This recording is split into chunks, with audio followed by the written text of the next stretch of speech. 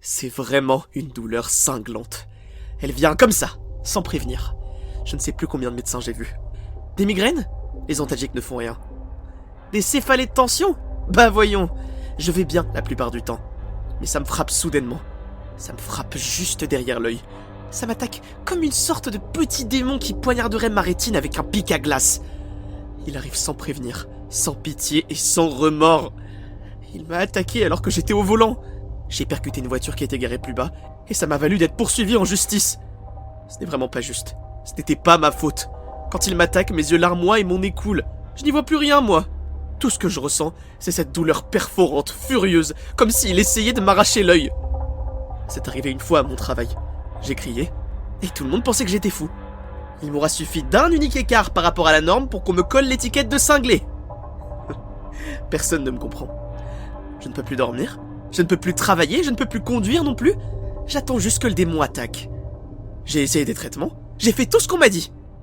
Les antibiotiques contre la douleur, les médicaments contre les crises, le yoga, la méditation, tout. Tout. J'ai tenté toute la pharmacie. Et puis, j'ai expérimenté la marijuana, le percocet. Mais il se moque des analgésiques. Et je me suis fait prendre. Je me suis fait prendre avec du percocet. Depuis, mes parents pensent que je suis un criminel. Mais ce n'est pas ma faute. Il arrive. Je ne sais pas quand, je ne sais pas où, mais il revient toujours. L'anticipation est presque pire que lorsque je suis poignardé. Toute la journée, j'attends le démon. Parfois il vient, parfois il ne vient pas. Je crois qu'il se moque de moi. Un médecin m'a dit que c'était un mal de tête de type pic à glace. Et c'est ce qu'on ressent. C'est un démon avec un pic à glace qui me poignarde. Je le déteste. Je pensais pouvoir le frapper en réponse. Je ne voulais pas le laisser faire sans me battre, vous voyez. Alors j'ai pris mon propre pic à glace. J'ai pris mon propre pic à glace et je me suis arraché l'œil. Vous imaginez? Ça a arraché l'œil. Mais ça n'a pas aidé. Ça ne m'a pas aidé du tout. Je ne sais pas quoi faire d'autre. Me suicider? Peut-être. Mais peut-être que je pourrais me débarrasser du démon en lui trouvant un nouvel hôte. Peut-être qu'il aimerait quelqu'un d'autre. Peut-être qu'il s'en ira. Et je serai libre. Je retrouverai ma vie. Je sais que ce n'est pas juste, mais toute cette histoire ne l'est pas pour moi non plus. Peut-être que si quelqu'un d'autre ressent un pic à glace dans son œil, il comprendra. Peut-être que le démon ira vers cette personne. De toute façon, tu es là pour ça. Je suis désolé, mais je ne sais pas quoi faire d'autre.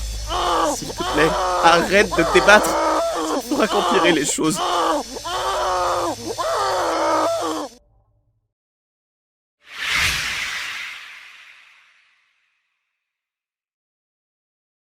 Chaque année, j'avais pour habitude d'aller dans un parc près de chez moi pour fêter la floraison des cerisiers. Je n'avais pas pu m'y rendre les 2 années précédentes. La première fois, c'était parce que je venais d'accoucher, et la suivante, c'est parce que ma fille était trop petite pour m'y accompagner. Elle venait de fêter ses 2 ans, et elle était déjà capable de me suivre en courant, d'un pas encore hésitant. Elle cherche encore son équilibre. Depuis peu, elle commençait à parler en phrases, et son vocabulaire grandissait de jour en jour. Je l'entendais souvent tenter d'exprimer quelque chose, ou de répéter des mots ou des phrases qu'elle avait entendues à la télé. La semaine dernière, elle avait entendu au journal télévisé que les cerisiers fleurissaient dans notre région, et elle m'avait plusieurs fois répété « Maman, les cerisiers sourissent, je veux voir ». J'ai cru qu'elle confondait avec le verbe fleurir, alors le jour suivant, je l'ai amenée au parc pour lui montrer les cerisiers en fleurs. Ce parc est à environ 10 minutes de marche, on s'y était déjà rendu en hiver, et j'appréciais sa capacité à être le reflet de la beauté de chaque saison. Les floraisons de ces arbres étaient réputées dans notre quartier, et quand nous y sommes arrivés, il y avait déjà du monde. De nombreuses personnes avaient profité de la douceur de cet après-midi de printemps pour sortir. C'était un endroit très plaisant le jour, mais la nuit, pour une raison qui m'est inconnue, l'ambiance change totalement. On pourrait croire que les personnes aimeraient y rester une fois le soleil couché pour partager un repas ou discuter, mais à ces heures-là, le parc est totalement désert. Il y avait plusieurs rumeurs selon lesquelles une sorte d'infrastructure militaire avait occupé cet espace avant qu'il ne devienne un parc. Beaucoup de personnes y auraient perdu la vie dans des circonstances affreuses, notamment des enfants. Mais le secret entourant ce lieu avait effacé toute information, ne laissant que les rumeurs. Je ne suis pas du tout sûre de la véracité de ces histoires. Ce sont juste des choses qui se disent sur Internet et entre voisins. Je comprends cependant ce qui a pu les causer. Il est vrai que ce parc est quelque chose de sinistre, de froid, qui n'apparaît pas tant que les rayons du soleil le touchent, mais qui fait surface la nuit. C'est pour cela que j'ai pris soin d'arriver au parc tôt, vers midi. Les fleurs de cerisier étaient magnifiques, offrant leur teinte de rose et de blanc au regard des passants. Ma fille faisait bonjour de la main aux fleurs, sautillant et les regardant comme elle aurait regardé un potentiel partenaire de jeu de son âge. « Regarde comme elles sont jolies, elles sont en pleine floraison », lui ai-je dit, en pointant les fleurs les plus proches. « Maman, les visages nous sourissent. » Je ne comprenais pas. Je lui ai demandé ce qu'elle entendait par visage, essayant de comprendre si elle parlait des fleurs. Elle a secoué la tête, pointant son doigt vers l'un des cerisiers. « Visages, les visages des cerisiers, ils nous sourissent. Leurs visages nous sourissent, maman. Ils nous regardent tous. » Je sentis un frisson parcourir mon corps. C'était donc bien ça. Il arrivait parfois à ma fille de regarder dans le vide, de faire des signes à des choses invisibles, ou d'être soudain effrayée et se cacher derrière moi alors que nous étions seuls. Je me suis plusieurs fois demandé si elle voyait des choses qui m'étaient imperceptibles.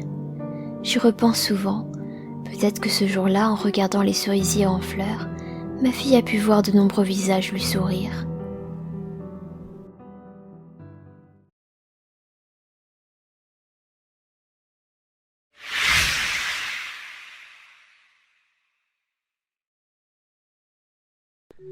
Quand j'avais une dizaine d'années, j'avais un rituel étrange.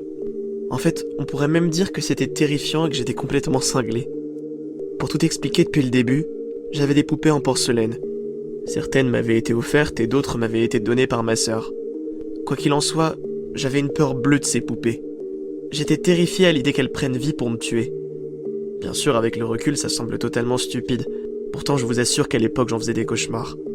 Et j'étais incapable de les jeter ou même de les mettre dans un carton à la cave. Car j'étais persuadé qu'elles reviendraient pour se venger et que tant que je les gardais dans ma chambre, je serais dans leur bonne grâce. Bref, tout ça pour dire que j'avais donné un nom à chaque poupée. Il y en avait 8 au total. Et que chaque nuit, je leur disais bonne nuit individuellement avant d'éteindre la lumière. Puis rapidement, j'ai eu peur que les autres objets de ma chambre soient jaloux. Alors j'ai donné un nom aux figurines, aux peluches, etc., etc. Et chaque nuit, je passais au moins 5 minutes à leur souhaiter une bonne nuit. Ça va vous sembler idiot, mais j'étais persuadé que si j'oubliais un soir, l'un de ces personnages se vengerait. Un soir, après ce rituel, qui devenait de plus en plus ennuyeux, je dois l'avouer, j'ai éteint la lumière et je me suis caché sous ma couette pour m'endormir. Puis, j'ai entendu un bruit étrange, une sorte de grattement. J'ai allumé précipitamment ma lumière, et alors que je m'attendais à ce que le bruit s'arrête, il a continué. Tendant l'oreille, j'ai réalisé que le bruit venait du dernier étage de la bibliothèque où se trouvaient quelques-unes de mes poupées en porcelaine. Le grattement s'est arrêté brutalement. Sur le moment, j'étais persuadé que c'était l'une des poupées. Alors je me suis demandé ce que j'avais fait de mal, si j'avais oublié de souhaiter bonne nuit à l'une des poupées. J'ai donc recommencé le rituel du début en expliquant aux personnages de ma chambre d'enfant que j'étais désolé si j'avais oublié de leur souhaiter une bonne nuit. Toujours effrayé, j'ai éteint la lumière. Le grattement a repris. J'ai rallumé la lumière, la peur au ventre, et cette fois-ci, j'ai appelé ma mère. Elle est arrivée dans la chambre. Sur le coup, je me suis demandé si la poupée gratteuse se vengerait puisque j'avais fait appel à ma mère, mais j'avais besoin d'être rassuré. « Il y a du bruit en haut du mur !» ai-je dit d'une voix tremblante. Ma mère m'a alors souri et s'est assise au bord de mon lit. « Ne t'en fais pas. Ça doit être un oiseau sous le toit. Des fois, il passe par la chaudière et on les entend. Il a peut-être fait un trou sous la tuile pour entrer dans le grenier. J'irai voir demain dans les tuyaux. » a-t-elle dit. Et comme tout enfant qui croit aveuglément ses parents, j'ai pu m'endormir totalement rassuré. Par la suite, j'ai repensé à cette histoire en me disant que j'avais dû être à moitié endormi et que rien n'était vraiment arrivé. Puis il s'est passé quelque chose de vraiment étrange. Quelques années plus tard, je suis monté dans le grenier pour chercher un jeu de société auquel on jouait avec mon frère quand j'étais plus petit. J'ai ouvert les cartons, je les ai déplacés afin d'accéder aux plus anciens, puis j'ai remarqué quelque chose sur le sol. Il y avait une tache sombre sur les lattes du parquet, au moins aussi grande que ma main, et aussi des marques assez profondes de griffures. Ça n'avait rien d'une griffure d'ongle humain, On aurait plutôt dit des griffes longues et pointues. En essayant de me repérer dans l'espace de la maison, j'ai réalisé que c'était l'endroit où se trouvait ma bibliothèque quelques années auparavant. Oubliant le jeu, je suis descendu voir ma mère qui travaillait dans son atelier. Je lui ai raconté ce que j'avais vu et j'ai repensé à cette nuit plusieurs années auparavant, et au grattement que j'avais entendu. Ma mère s'est mordie les lèvres et elle a eu l'air inquiète. Elle a d'abord prétendu ne pas s'en souvenir, puis elle m'a finalement avoué qu'elle s'était immédiatement rendue dans le grenier ce soir-là, car il n'était pas très tard, 21h dans son souvenir, et qu'en ouvrant la porte, elle avait senti un courant d'air, et qu'elle avait entendu un mouvement, comme si quelque chose était en train de pousser les cartons pour faire son chemin. Elle a allumé la lumière, mais elle n'a rien vu. Elle a un peu avancé dans le grenier, puis elle a finalement compris d'où venait le vent, juste au-dessus de ma chambre. L'isolant avait été déchiré et il manquait des tuiles au toit. Elle a immédiatement appelé la police, et le lendemain, alors que j'étais à l'école, une agence est venue réparer le toit. Puis, plus rien d'étrange n'est arrivé. Alors on n'en a jamais reparlé. J'ai frémi d'horreur. Et j'avoue qu'en racontant cette histoire, en imaginant ce qui avait gratté le parquet au-dessus de ma chambre cette nuit-là, ça m'arrive d'avoir du mal à trouver le sommeil.